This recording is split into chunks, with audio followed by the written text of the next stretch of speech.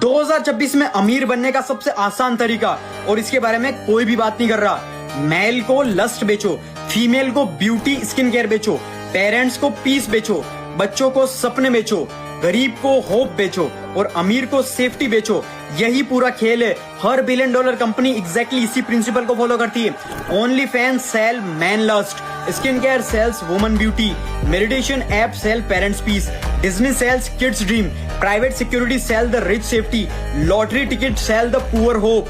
और यहाँ सबसे खतरनाक बात है, आज का टाइम जो है सबसे इजी है। तुम्हारे पास social media, Instagram, Facebook, YouTube है। तुम अपने बेडरूम से अपने फोन के थ्रू करोड़ों लोगों तक अपना प्रोडक्ट भेज सकते हो। अमीर लोग बहुत सालों से पहले ये फिगर आउट कर चुके थे।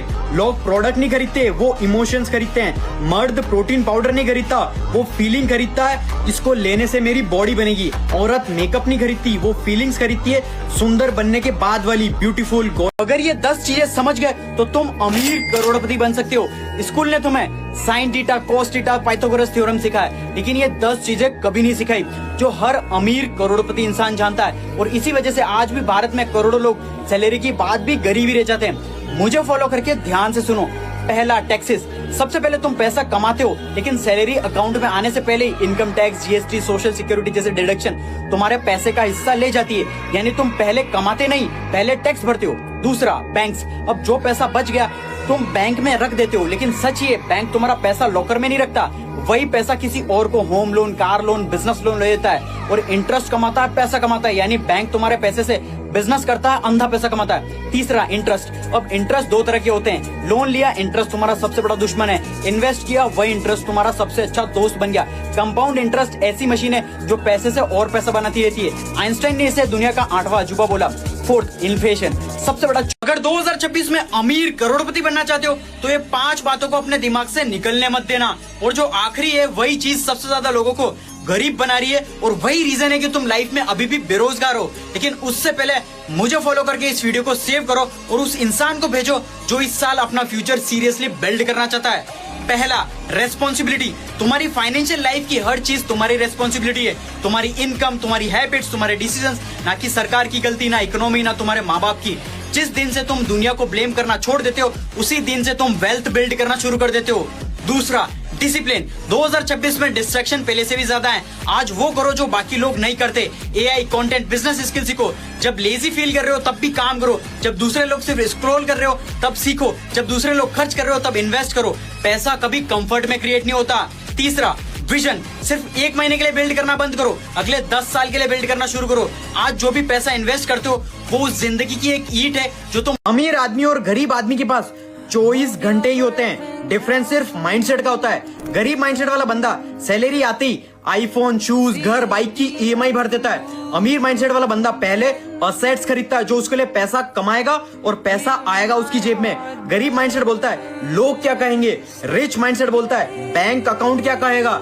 गरीब माइंडसेट नेटफ्लिक्स, क्रिकेट, मूवी देखकर रिलैक्स होता है। रिच माइंडसेट नई स्किल, नॉलेज सीखकर रिलैक्स होता है। गरीब माइंडसेट हर चीज खुद करता है क्योंकि उसे पैसा बचाना होता है। रिच माइंडसेट टाइम बचाता है क्योंकि उसे पता है कि टाइम ही असली पैसा है। गरीब माइंडसेट जेलस होता है जब किसी और को सक्सेस मिलती है। रिच माइंडसेट सीखता है कि उस बंदे को सक्सेस कैसे मिली। और सबसे बड़ा डिफरेंस, गरीब आदमी रिच दिखना चाहता है, शो ऑफ करता है। अमीर आदमी रिच बनना चाहता है, चुपचाप। तो अब वीडियो को शेयर करके मुझे फॉलो जरूर कर लेना और कुछ वैल्यूबल सीखो। तुम्हें क्या लगता है तुम्हारा पैसा बैंक अकाउंट में पड़ा रहता है? मुझे फॉलो करके डार्क रियलिटी समझो। तुम्हारा पैसा जिस दिन डिपॉजिट करते हो बैंक में, उसी दिन से दुनिया की सबसे बड़ी मनी मशीन का हिस्सा बन जाता है। अगर तुमने ये सिस्टम समझ लिया तो तुम भी अमीर करोड़पति बन जाओगे। सबसे ऊपर होता है सेंट्रल बैंक। इंडिया में RBI, reserve bank of India, America में फेडरल रिजर्व। ये डिसाइड करता है कितना पैसा इकोनॉमी में होगा और कितना पैसा प्रिंट होगा और इंटरेस्ट रेट कितनी होगी। रेट कम तो लोन सस्ता, बिजनेस ग्रोथ, जॉब बढ़ती है। रेट ज्यादा तो इन्फ्लेशन कंट्रोल होता है। अब आती है कमर्शियल बैंक्स, जहां तुम सैलरी रखते हो लेकिन बैंक तुम्हारा पैसा लॉकर में नहीं रखता। वही पैसा होम लोन, कार लोन और बिजनेस लोन किसी करोड़पति को दे देता है। ऐसे ही इकोनॉमी में पैसा घूमता रहता है। फिर आते हैं म्यूचुअल फंड्स और एसआईपीज। ये लाखों लोगों का पैसा जोड़कर कंपनीज में इन्वेस्ट करते हैं। इसी वजह से आम आदमी भी रिलायंस, टाटा, टेस्ला, एप्पल या अडानी जैसी बिजनेसेस का एक छोटा सा ओनर बन सकता है इन्वेस्ट करके।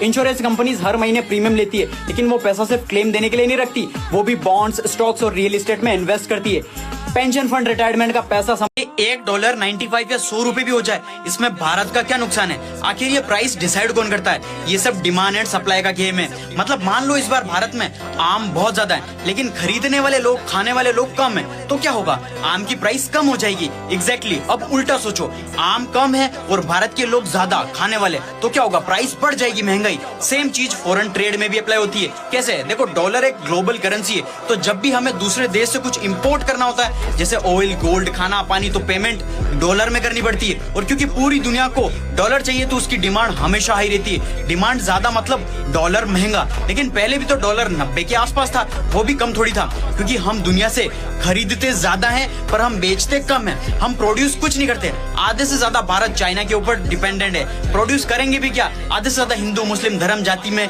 करते रहते हैं। एनीवे, इस ट्रेड डेफिसिट की वजह से रुपया वीक और डॉलर स्ट्रॉन्ग होता है। और जब डॉलर महंगा होता है तो पेट्रोल से लेकर